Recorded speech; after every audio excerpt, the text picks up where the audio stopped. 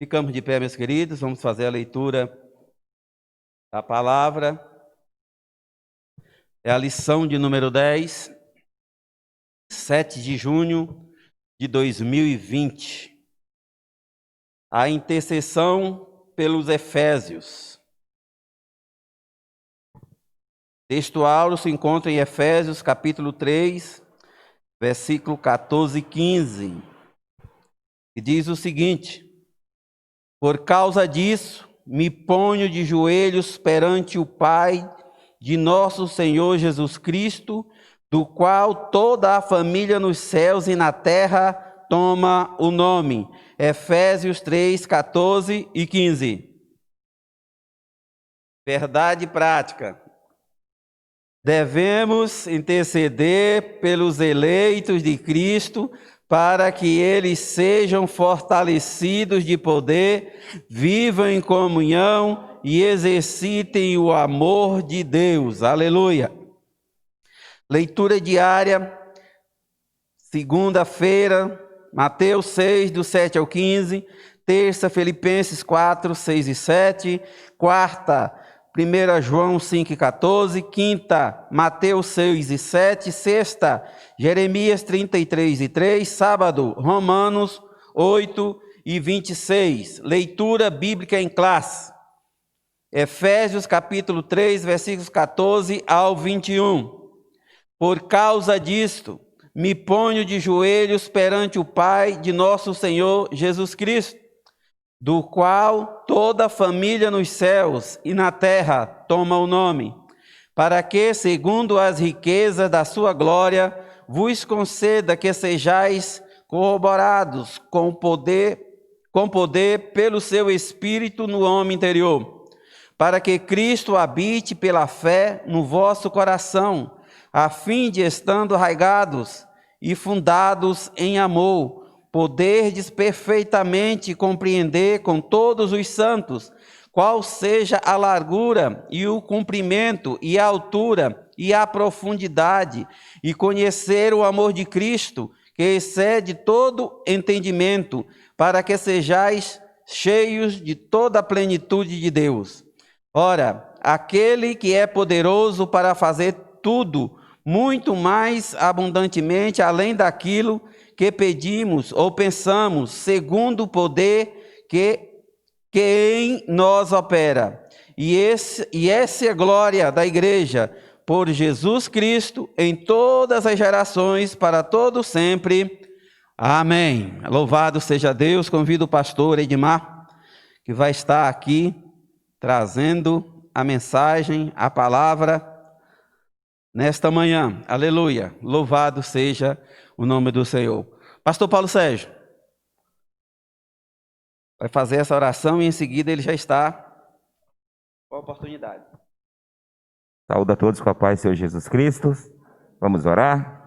Maravilhoso Deus, eterno Pai, nós te agradecemos, Senhor, pela oportunidade de estarmos reunidos no teu nome, Senhor. E te agradecemos, Pai Santo, por essa escola bíblica dominical, Pai. E nós te pedimos, Senhor, abençoa, Pai Santo, o teu professor, Pai. Seja com ele, Senhor, dando sabedoria, entendimento, Pai, para que ele possa transmitir a tua palavra a cada um de nós. É o que nós te pedimos e também te agradecemos, em nome de Jesus. Amém.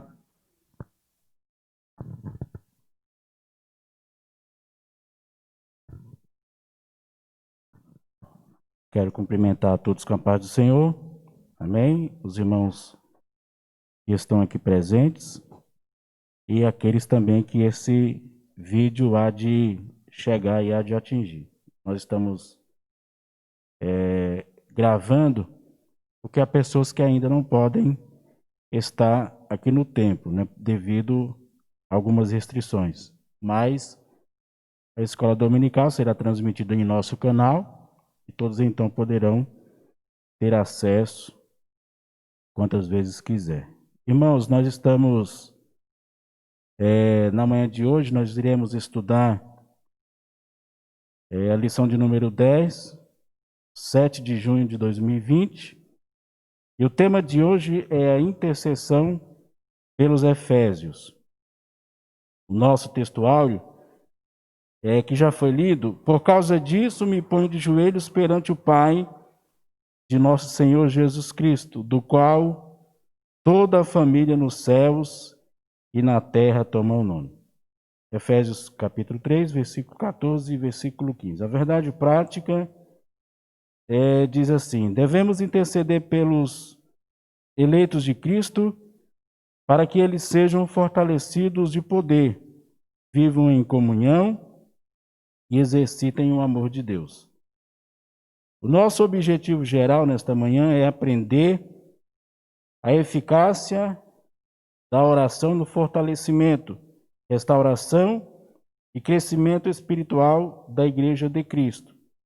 Os objetivos específicos é refletir acerca dos propósitos da oração do apóstolo Paulo no poder do Espírito e destacar a necessidade de a igreja estar arraigada e fundada no amor de Deus e conscientizar de que Deus é capaz de fazer muito mais além daquilo que pedimos. O nosso tema central temos o dever de interceder uns pelos outros em amor. A nossa introdução diz-nos assim: após revelar o mistério oculto e todas as suas dádivas, o apóstolo Paulo passa a orar em favor da Igreja de Cristo. Na intercessão paulina, aprendemos que Deus pode fazer tudo além do que pedimos ou pensamos, sendo Ele o único que é digno em ser glorificado. Refletir sobre a oração intercessória do apóstolo é o tema desta lição. Nós iremos falar nesta manhã a respeito da intercessão. O apóstolo Paulo ele já inicia a sua carta à igreja de Éfeso, lembrando que o apóstolo Paulo ele esteve nesta igreja durante um período de aproximadamente 1 ano para inaugurá-la. Após isso, Paulo ele é preso, ele está em Roma e ele não tem mais contato com essa igreja. Ele vai deixar ali Timóteo pastoreando essa igreja.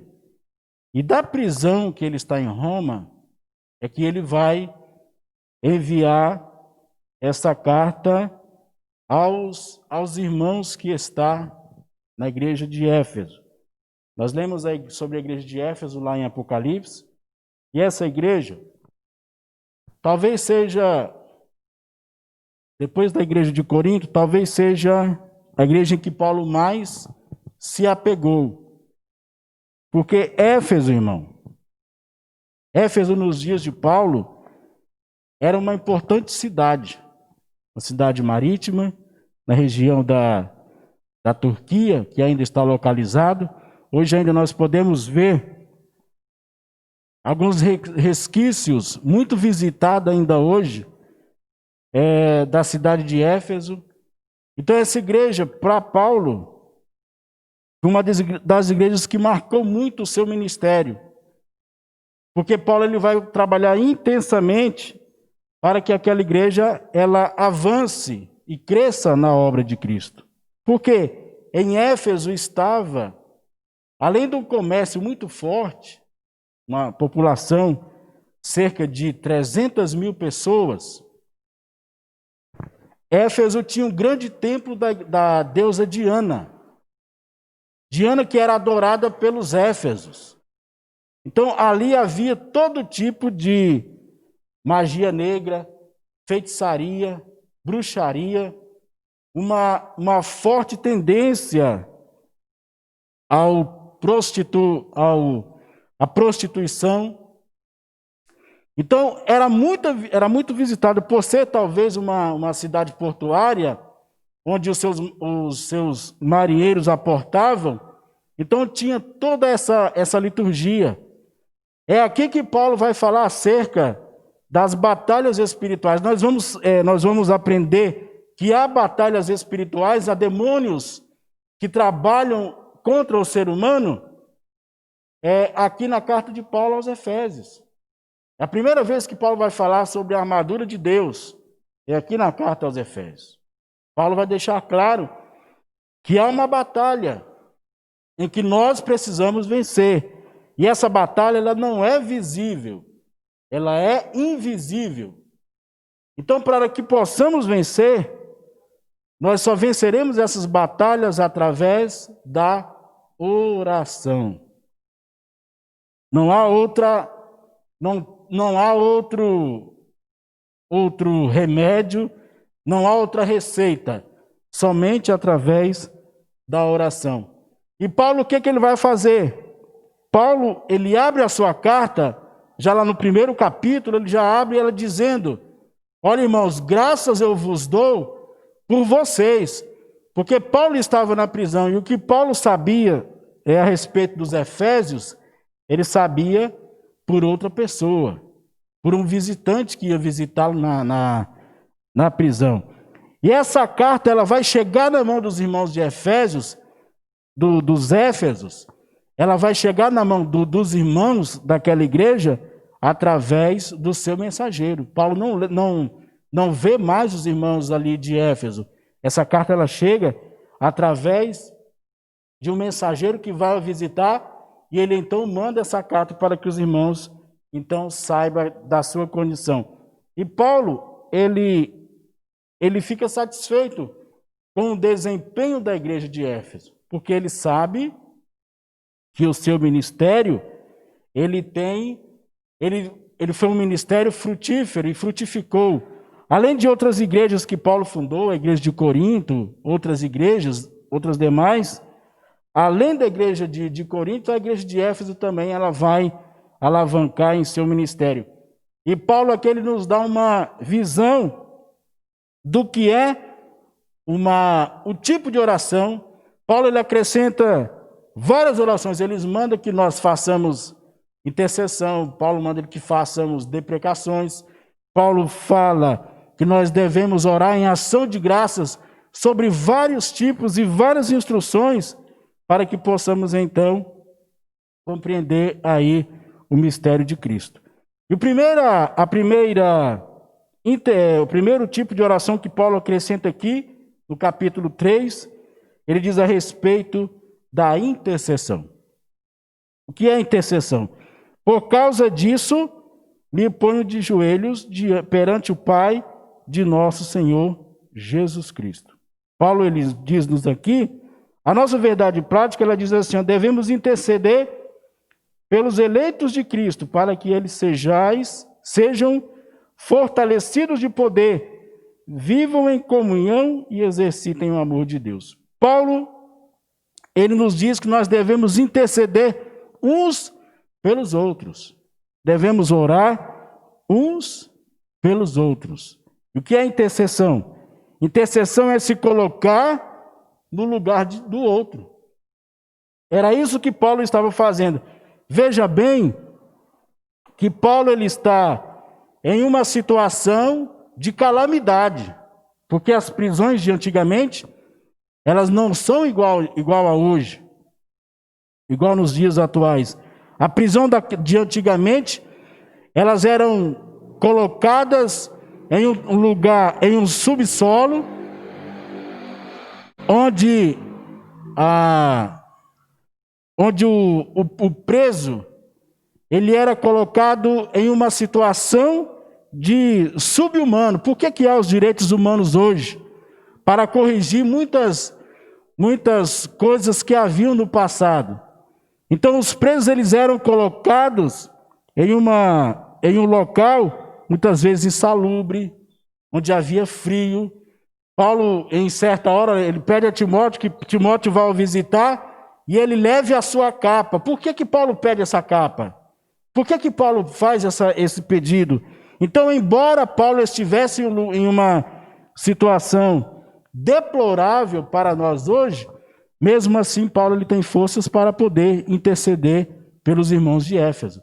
E é isso que Paulo vai nos receitar nesta manhã, para que nós façamos intercessão uns pelos outros, para que nós possamos fazer aí, interceder uns pelos outros.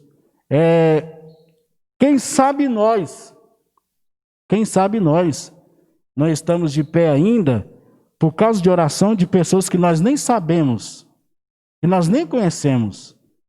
É que alguém nos viu e Deus colocou no coração dela o desejo de interceder por nós. Eu acredito que uma das missões do cristão é essa de interceder. Eu me lembro, em uma certa época de minha vida, em que uma irmã desta igreja que chegou em mim e falou assim: olha, eu estou orando por você. E eu nem sabia. Eu era muito jovem ainda, acho que 16 anos, a irmã chegou para mim e disse: olha, eu estou orando por você. E quem sabe, eu ainda estou de pé hoje, eu ainda posso estar vivo por causa da oração dessa irmã. Ela já partiu para a eternidade. Mas quem sabe eu ainda não estou de pé por causa dessa oração. E assim é a nossa vida. Intercedemos uns pelos outros. Olha o que Paulo, o apóstolo, ele inicia dizendo assim, ó: corroborados com o poder do Espírito. O apóstolo inicia sua oração ao Senhor com um pedido duplo: o poder do Espírito no homem interior e a presença de Cristo nos corações dos crentes. As riquezas da sua glória. Em razão disso, Paulo pede para que a igreja seja fortalecida com poder, que seja habitada por Cristo, que compreenda o amor divino e tenha pleno desenvolvimento espiritual. A nossa vida, irmãos, ela é tida como uma escada. Lembra da escada de Jacó? Quantos degraus tinha a escada de Jacó? Alguém sabe? Alguém sabe?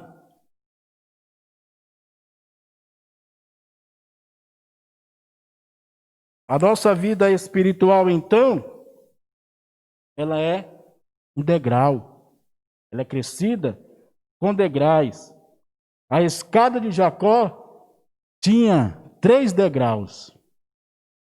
3 degraus. E é preciso que todo cristão suba, então, os degraus. E como nós iremos subir esses degraus? Através da oração. Paulo intercede pela igreja para que ela seja fortalecida e tenha a plena e que compreenda o amor divino e tenha pleno desenvolvimento espiritual. Nós nós viemos lá do mundo, passamos a viver uma vida com Cristo e esta vida ela vai se desenvolvendo. Esta vida ela vai acrescentando. Com o passar do tempo, nós vamos desenvolvendo a nossa vida espiritual. A nossa vida espiritual, ela vai crescendo. Nós não podemos viver uma vida paralisada, como se fosse uma água de lagoa, uma água de represa. A nossa vida ela deve ser acrescentada com o passar dos anos. E é isso a intenção de Paulo, que a igreja ela seja fortalecida e ela tenha um crescimento. Eu sempre digo que a igreja ela é como uma máquina que ela não pode parar. As suas engrenagens ela deve estar em pleno funcionamento e em pleno crescimento. Se a igreja não está crescendo, algo de errado está acontecendo, porque a igreja ela deve se desenvolver. A igreja ela deve desenvolver o propósito de Cristo. Evangelizar, salvar vidas, depois batizar, depois consagrar a pessoa para o ministério, até chegar à sua estatura e isso desenvolver. Isso não pode parar. Salvou, batizou uma etapa de gente, outra etapa já deve vir atrás, pronta para poder avançar no Evangelho de Cristo. É assim que é o funcionamento da igreja. E fortalecidos, e a igreja ela vai se fortalecendo com o poder. Paulo ainda enfatiza que a única força que habita o crente a se manter firme advém do Espírito Santo, que atua no homem interior e capacita o crente a perseverar, a manter-se afastado do pecado e a compreender as coisas espirituais. Paulo ele dá uma grande ênfase, porque é o Espírito Santo que traz o poder para o crente. Quando Jesus foi subir aos céus, Jesus ele fez uma advertência e deu uma instrução aos discípulos para que eles ficassem em Jerusalém e ali então recebessem o poder do Espírito Santo que haveria de vir 50 depois dos 50 dias haveria de descer o Espírito Santo sobre os crentes daquela igreja de Jerusalém. E aquele dia se cumpriu. No dia de Pentecostes, o Espírito Santo desceu, e quando ele desceu, os cristãos da igreja primitiva, eles foram tomados pelo poder do Espírito, e eles então avançaram e cresceram a igreja de Cristo com o revestimento de poder que haviam recebido do Pai. Só Pedro, ele vai ganhar quase 8.000 almas para Cristo. Quase 8.000. Em uma pregação só foi quase 5.000. E em uma outra pregação foram quase 3.000 almas. Além de Filipe, além de outros discípulos que avançaram, Timóteo, João. O que João nos deixa do seu ministério para a igreja atual hoje é coisa rica. Ninguém consegue, tem passagens que ninguém consegue desvendar. E por que disso, irmãos? Porque foram fortalecidos com o poder de Deus. Né? Esse é o desejo de Paulo, porque o Espírito Santo ele está conosco. João capítulo 14, ele diz assim que o Espírito Santo ele está dentro de nós e ele está conosco. O Espírito Santo ele é o Paracleto. Ele é aquele que desceu para estar ao junto de. E esse ao junto de equivale à mesma presença de Cristo quando esteve aqui na terra. Então, o Espírito Santo, ele está no crente para o quê? Fazer que o crente se convença e se converta dos seus pecados, de que o crente ele deve cada vez mais se afastar. Irmãos, eu não suporto isso aqui. Essa tal de máscara, viu? Então, mas o Espírito Santo, ele vai trabalhar dentro do coração do crente. Para quê? Para que ele se aparte cada vez mais do pecado, para que cada vez mais ele se santifique, para que cada vez mais ele compreenda as coisas espirituais de Cristo Jesus, né? Então, não adianta eu querer convencer ninguém. Eu não vou conseguir. E ele deve se afastar do pecado. Eu tenho que pregar, eu tenho que falar. Mas quem convence o homem do seu pecado, da justiça e do juízo, é o Espírito Santo. É ele quem faz esse trabalho, através da palavra de Deus, em conjunto com a palavra de Deus. Quando o cristão ele começa a buscar, então, o entendimento da palavra de Deus, ele vai trabalhar no coração do crente, para que o crente cada vez mais ele se afaste das coisas erradas, ele se afaste cada vez mais e venha viver uma vida de santidade e compreender os mistérios espirituais de Cristo. Nós somos habitados por Cristo.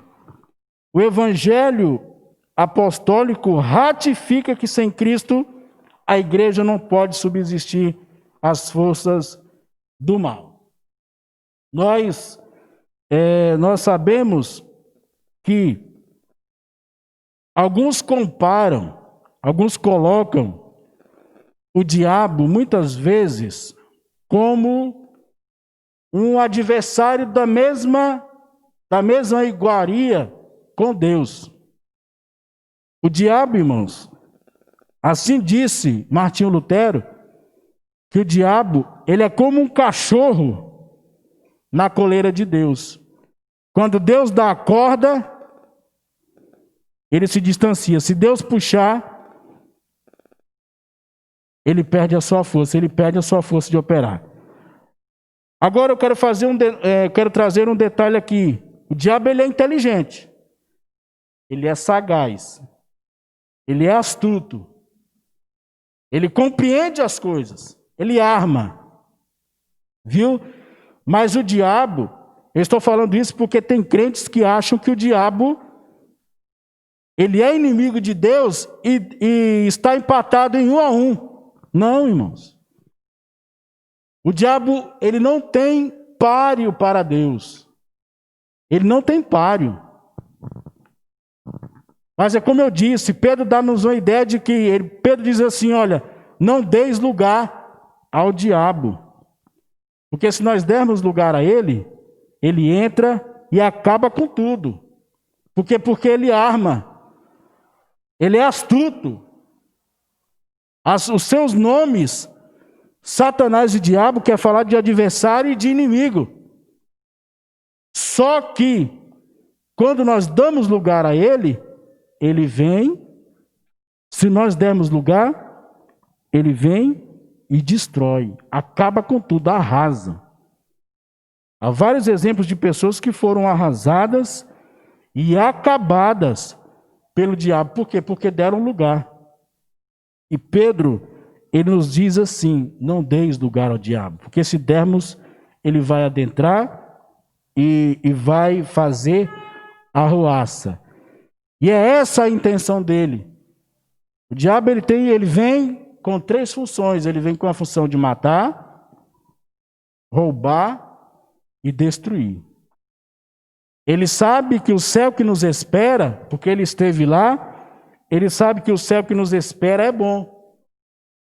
O lugar que Deus nos prometeu é bom. E ele sabe disso, porque ele já esteve lá. Então, o que ele puder fazer para poder te impedir de ir para lá, ele vai fazer. Agora, nós temos do nosso lado Cristo, que está conosco, nos dando força, nos consolando, nos guiando, nos instruindo, para que nós então possamos alcançar o céu. A igreja, ela foi dada uma sentença para ela. Lá em Mateus, capítulo 16, no versículo 18. E as portas do inferno não prevalecerão sobre a minha igreja. Ou seja, as forças do mal, que o apóstolo coloca aqui, elas são pequenas diante do poder que há em Cristo Jesus, diante do seu poder que habita em nós, porque nós somos habitados por Cristo. E existe uma lei na física que diz o quê? 2 corpos não podem ocupar o mesmo lugar. Então, se nós somos habitados por Cristo, se nós estamos em Cristo, nós não podemos dar lugar ao diabo. Como igreja de Cristo, nós não podemos dar brechas para que ele venha atuar. Ele procura brechas, ele está ao nosso derredor, como o leão buscando a quem possa tragar. E quando ele encontra, ele traga, né? Nós estamos vivendo e vendo dias em que ele tem atuado de maneira horrorosa. E tem atingido e tem alcançado muitas vidas, né, para ele, através da sua astúcia, através da sua malícia, né, e ele tem atuado e ele tem conseguido conquistar vidas, né, para o inferno, vidas para onde ele vai, e o objetivo dele é não te deixar ir para o céu. E se tem um lugar que é lindo, é o céu. Se tem um lugar que é magnífico, é o céu. Então, Paulo ele nos orienta aqui para que nós então possamos deixar que o Espírito de Cristo, o Espírito de Deus, habite em nós. Todos nós, com o passar das nossas vidas, nós vamos alcançando aquilo que Deus, né, à medida que nós vamos buscando, porque o poder de Deus, ele habita na vida do crente, mas tem que se buscar. Tem que se, como diria minha mãe, tem que ralar o joelho. Tem que buscar, tem que interceder, tem que orar. Há muitos que não gostam da oração, mas é somente na oração que nós vamos conseguir vencer a força do mal, a força do diabo que opera nas hostes celestiais. Nós temos o exemplo de Daniel, que ele orou quantos dias? Orou cerca de 21 dias. E quando o anjo vai falar com Daniel, olha como é que ele fala: olha, Daniel, desde que você colocou o seu coração nesse propósito, a sua oração foi respondida. Só que a bênção não chegou, por quê? Por causa da batalha espiritual em que havia. E muitas vezes as nossas orações, aquilo que nós pedimos a Deus, ela não chega por causa de quê? Por causa de barreiras espirituais que há nas regiões celestiais. Elas não chegam, muitas vezes ela não vai chegar. E quem é que quebra esse poder? A oração, a intercessão. Quando nós nos colocamos de joelho, eu diria que Deus já nos respondeu. Agora nós precisamos ter consciência de que, se Deus já nos respondeu, nós possamos perseverar em oração até que ela se concretize. Porque tudo aquilo que Deus coloca no nosso coração já aconteceu no mundo espiritual. Agora, para que ela possa se concretizar no mundo material, é somente através da oração. É somente através da intercessão. Através da nossa oração, quando nós oramos, Deus traz aquilo que é espiritual acontecer na nossa vida material. Tudo aquilo que nós buscamos tem este sentido. Amém, meus irmãos? Arraigados e fundados em amor. O amor é uma virtude cristã. Nas Escrituras, o amor é atributo divino. Aquele que não ama não conhece a Deus, porque Deus é amor. Aqui João também vai falar isso, que Deus, ele é amor. João vai falar em João, no Evangelho de João, que Deus é Espírito. Mas ele vai falar nas suas cartas, em 1 João, que Deus é amor. Então, a expressão maior do amor é Deus. Somente Deus, né, somente Deus pode ser a expressão máxima do amor. Porque alguém pode dizer assim: eu amo a Deus. Mas você prova que ama Ele? Como que nós vamos provar que nós amamos a Deus? Como?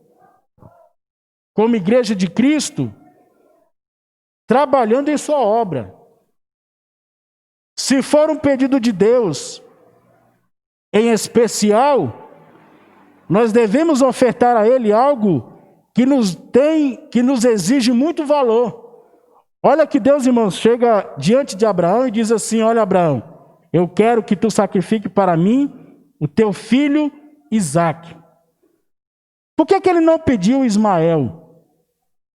Por que Deus justamente pediu a Isaque? Porque Isaque, primeiramente, ele era o filho da promessa. E Deus sabia que o que Abraão mais amava naquela vida era o seu filho Isaque.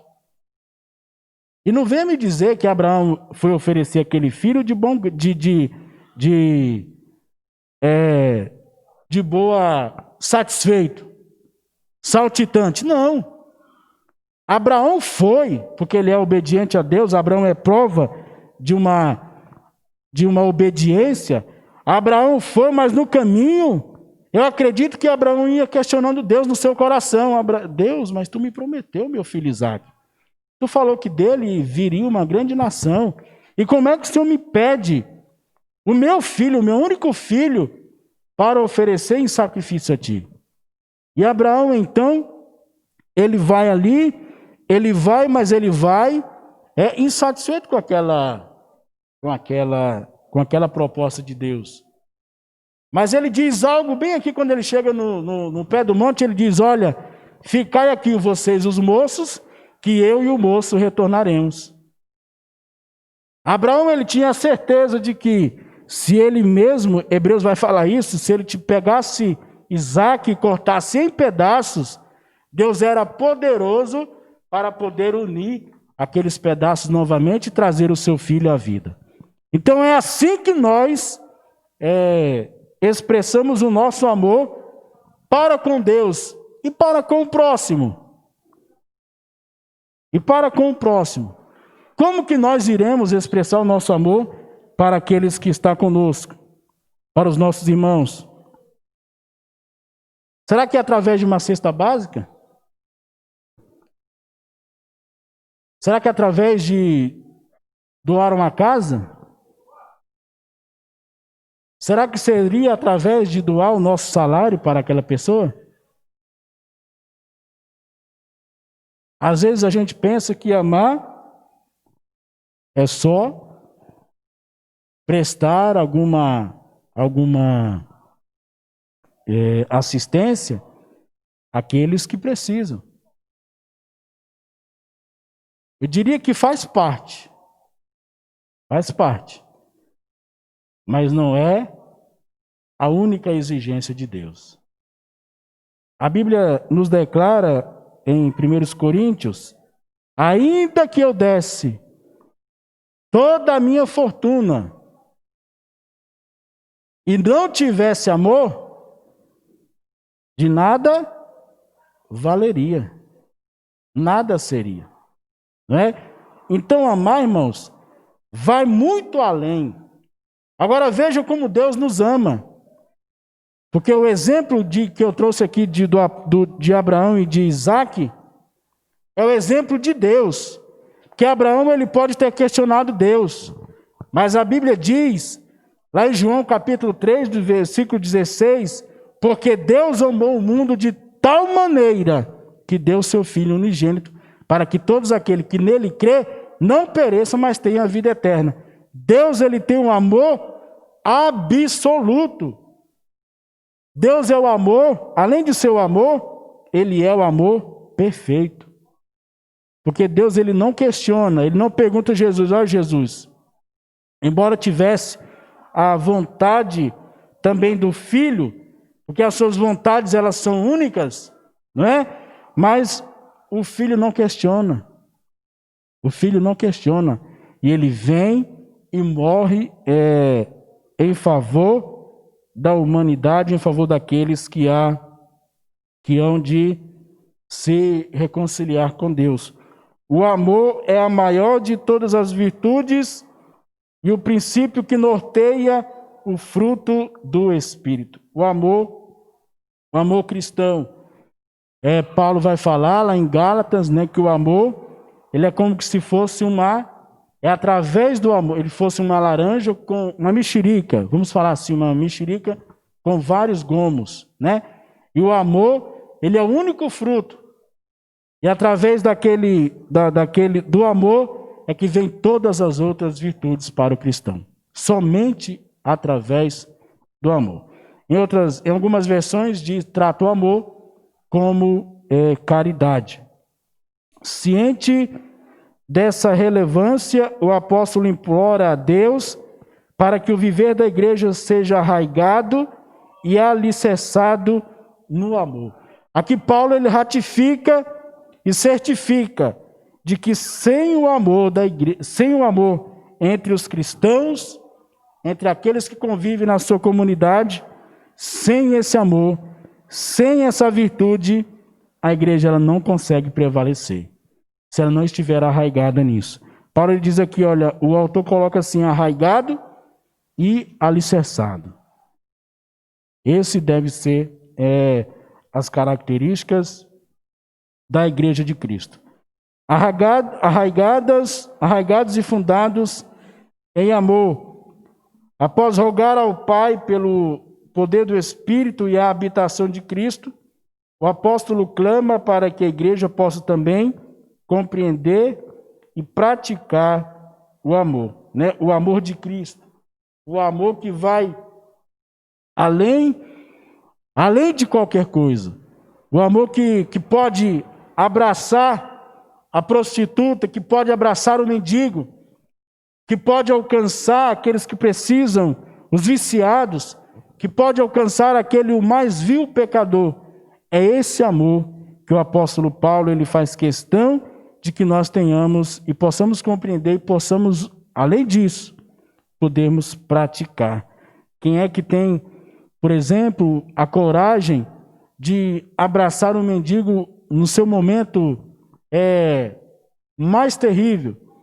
Quem é que tem a coragem de se achegar a uma prostituta e falar do amor dela, de Cristo? Muitas vezes nós fazemos o contrário. Muitas vezes nós somos negligentes nisso e nós fazemos acepção de pessoas. Muitas vezes nós queremos abraçar aquele que são cheirosos, que está limpo, né? Que queremos, por exemplo, muitas vezes nós queremos dar um prato de comida para uma pessoa que às vezes não precisa. Para esses é fácil, irmãos. Para esses é fácil. Agora eu quero ver você chamar para a sua condição, querer chamar a responsabilidade para si, para uma pessoa que precisa.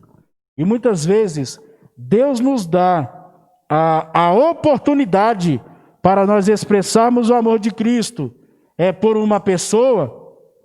Quantas vezes você, muitas vezes, está em seu trabalho ou está em um restaurante almoçando e chega ali uma pessoa pedindo um prato de comida e muitas vezes sabe o que nós fazemos? Nós viramos as costas. Ali é Deus, irmãos, te dando uma oportunidade para você expressar o amor dele. Quantas vezes você não está tomando um café e chega alguém pedindo um café para você e você às vezes fecha o coração e não dá.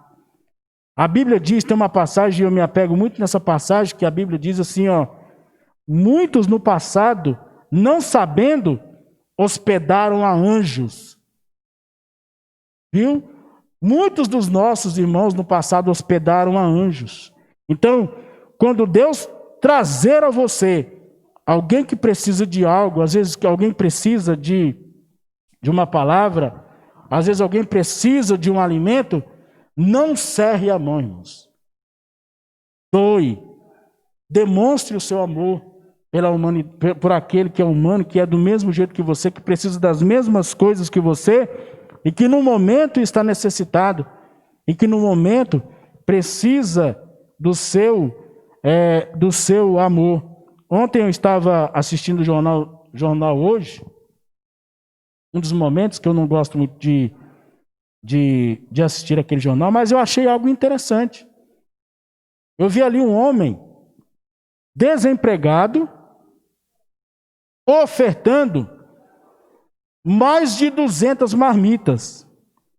E sabe o que tinha na marmita, irmão?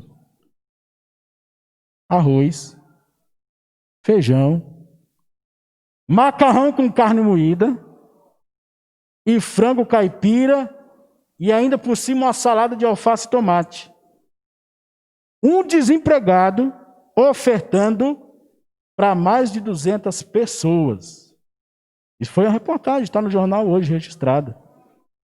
Então, irmãos, e eu fiquei imaginando o seguinte, lendo essa lição, eu imaginei o seguinte, irmãos, se a igreja fizesse a sua parte, uma pessoa, estou falando aqui de um desempregado, que não tinha condições, deu conta de fazer isso, irmãos? Imagina a igreja. Não é? Imagina a igreja, a força que a igreja tem. O poder que a igreja tem. Não é? Então que nós possamos expressar o amor de Cristo em nossas vidas. Por causa disso, o apóstolo, ele insiste pela total compreensão de qual seja a largura e o comprimento e a altura e a profundidade do amor divino. O uso dessas expressões aponta para a vastidão do amor de Cristo, que excede todo o entendimento. Indica que a lógica humana não pode mensurar o amor de Deus. Paulo, ele traz aqui 4 dimensões do amor de Deus. A sua largura, o seu comprimento, a sua altura e a sua profundidade. E deixa eu ler aqui algo que eu trouxe aqui para os irmãos, que é dizer o seguinte: as 4 dimensões insondáveis do amor de Cristo, ou as 4 extremidades da cruz. A largura, ela abrange a todos indistintamente. Marcos capítulo 16, no versículo 15. O seu comprimento abrange todos os tempos.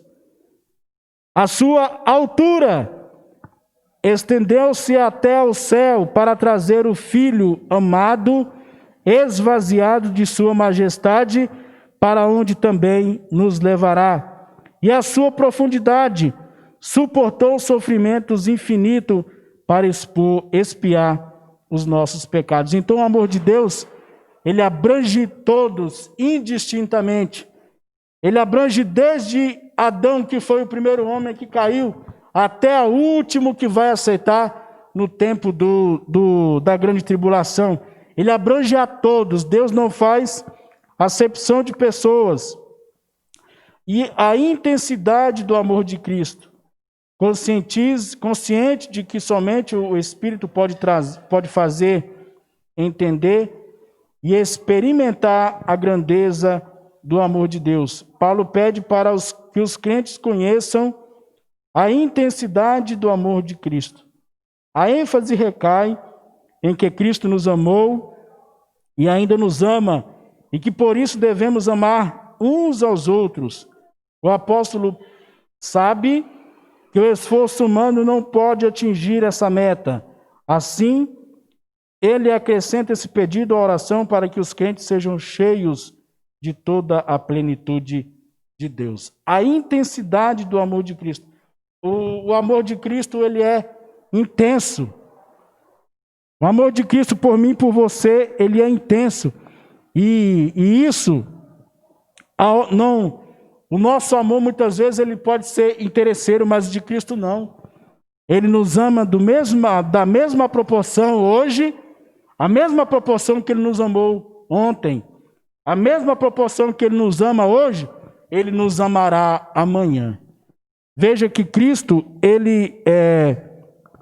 quando o amor de Cristo ele é tão intenso, porque tem certas figuras na Bíblia Sagrada que muitas vezes nós dizemos assim, muitas vezes se fôssemos trazer para os nossos dias, muitas vezes nós não teríamos muita paciência. Muita paciência. Vejam, irmãos, como que é o amor de Cristo. Ele escolheu 12 apóstolos. E desses apóstolos, tinham as mais variadas profissões. E os mais variados temperamentos. E tem 2 que vão trair Jesus. 2. Eu disse quantos? 2. E é Judas e Pedro. Não é? Judas toma o seu destino, mas Pedro permanece. Eu chamo a atenção dos irmãos, nesta manhã, para o seguinte: vejam o quanto Jesus foi paciente com Pedro. Veja como que Jesus trabalhou com Pedro. Se fosse nós hoje, Nós já tínhamos expulsado Pedro há muito tempo. Deus não tinha permanecido. Nós não teríamos muitas vezes permanecido com Pedro. Mas Jesus não, Jesus trabalha no caráter de Pedro. Jesus trabalha o seu temperamento. Jesus vai trabalhando com Pedro e diz assim para Pedro: olha, Pedro, tu és pescador de peixes, mas eu vou te fazer pescador de homens. E Pedro, dentro do ministério de Jesus, talvez seja um dos que mais dá trabalho para Jesus. Talvez seja um dos que mais Jesus empregou o seu tempo para que ele pudesse então compreender a intensidade do amor de Cristo. E quando ele está lá em Atos, na igreja primitiva, Pedro ainda não está muito convertido. Porque Deus faz descer um lençol a ele e Pedro fala assim: não, esses animais aí eu não como.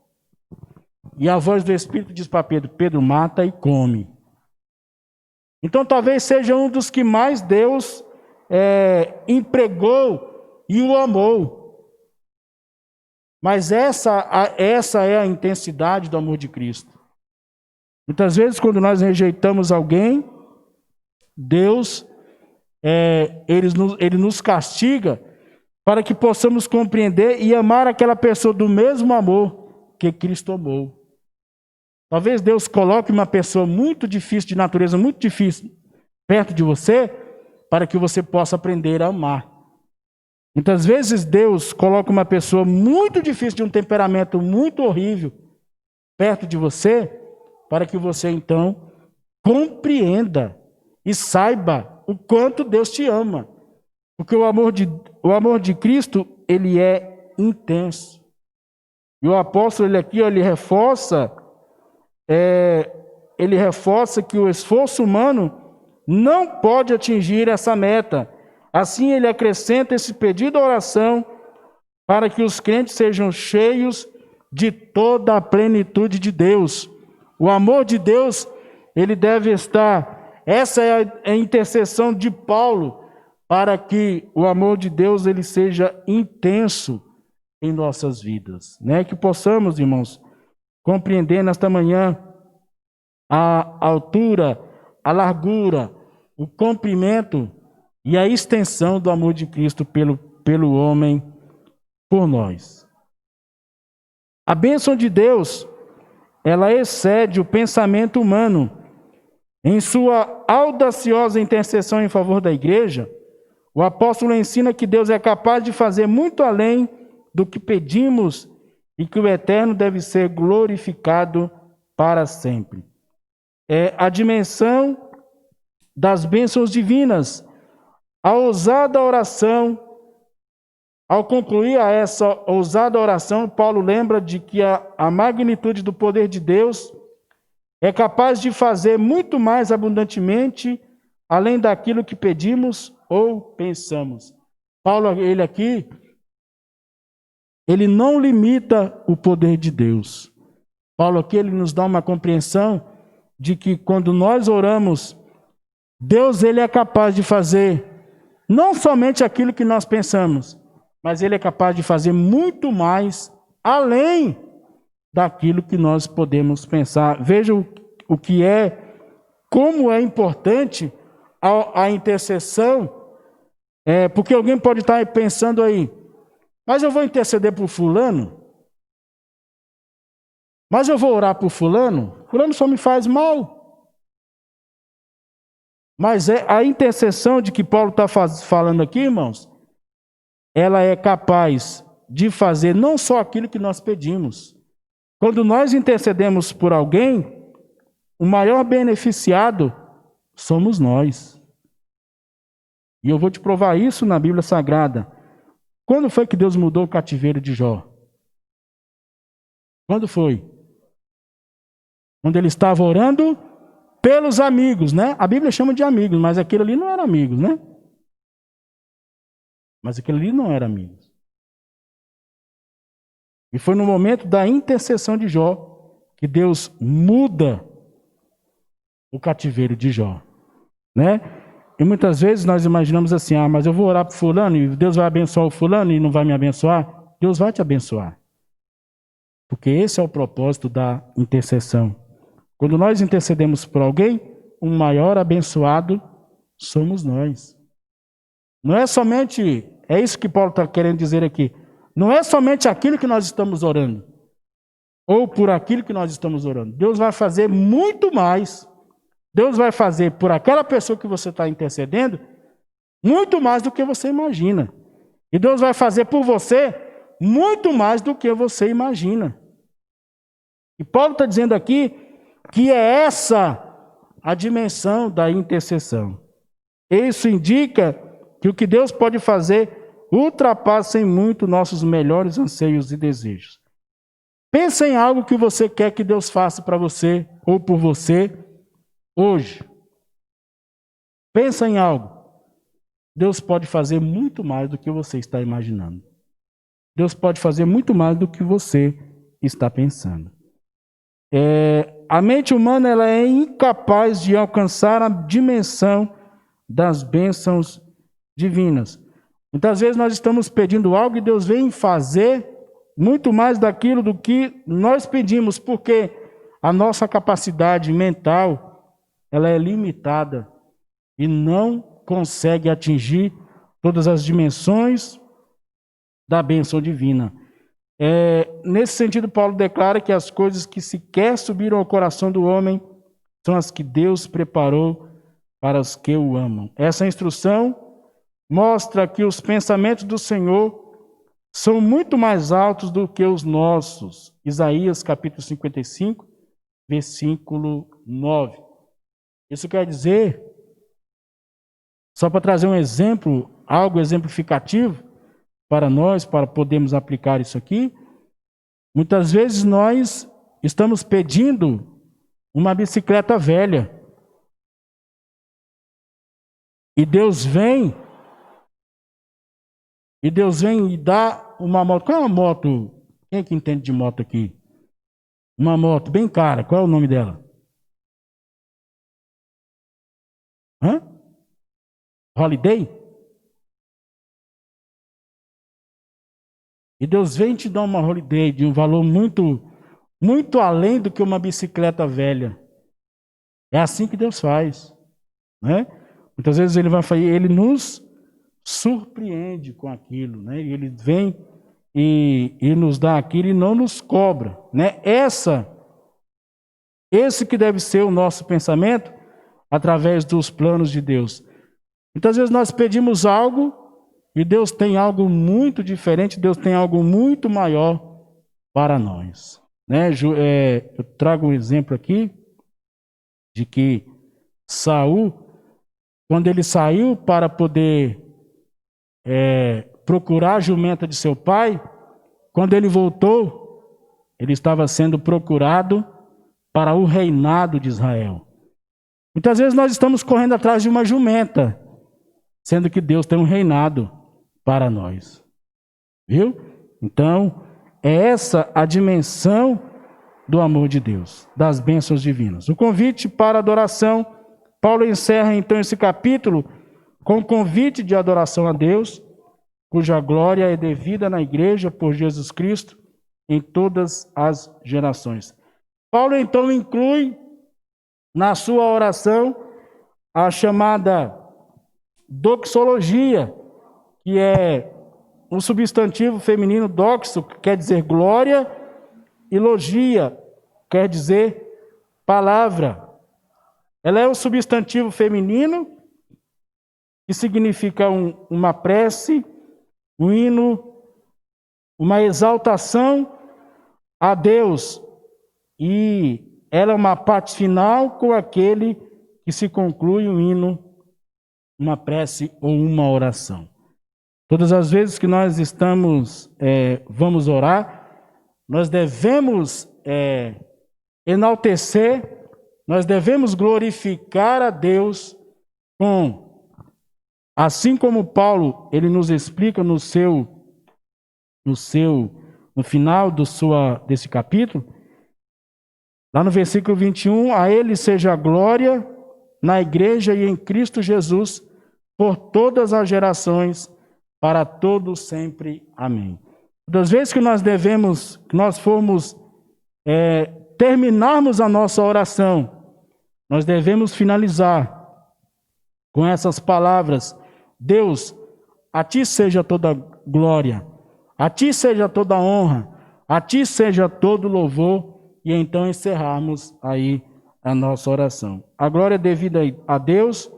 A igreja nunca terá glória em si mesma, pois toda a glória é exclusivamente tributada para Deus por intermédio da obra de Cristo. Em sua oração, o apóstolo anela que essa postura de adoração e exaltação a Cristo perdure por todas as gerações, e enfatize seu pedido com a frase para todo sempre, o que significa que deve ser praticada por todos os crentes.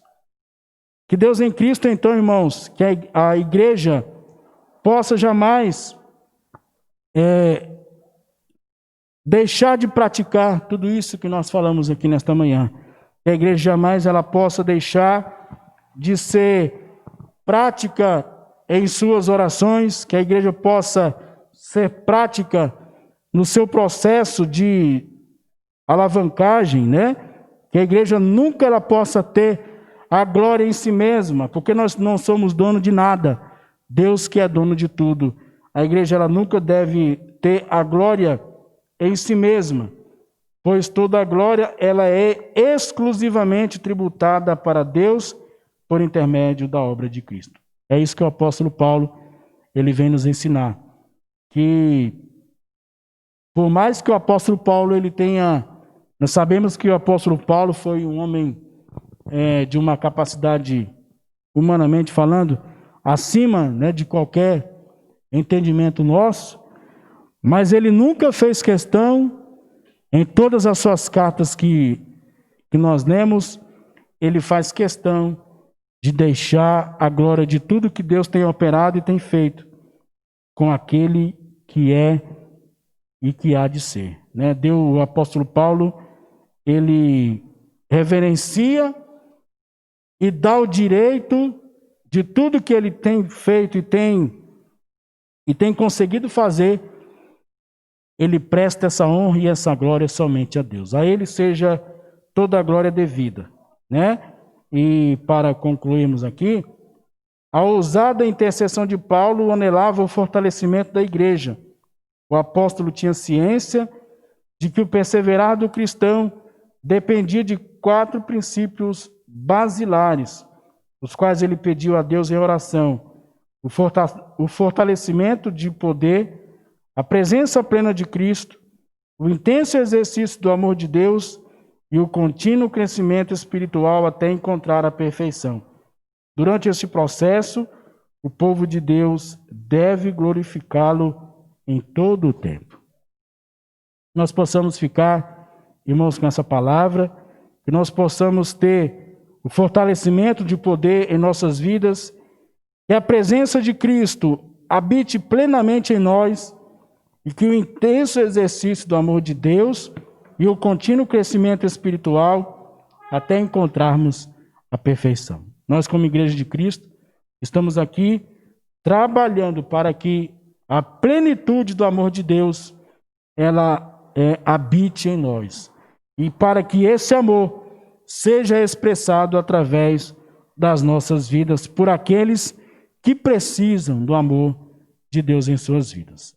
Eu vou finalizar e já iremos fazer uma oração para que essa palavra possa habitar tremendamente em seu coração. Oremos. Nosso Deus e nosso Pai, nós queremos, Senhor, te agradecer por esta oportunidade de estarmos em tua presença, para mais uma vez falarmos de algo tão importante, tão necessário para as nossas vidas, Pai.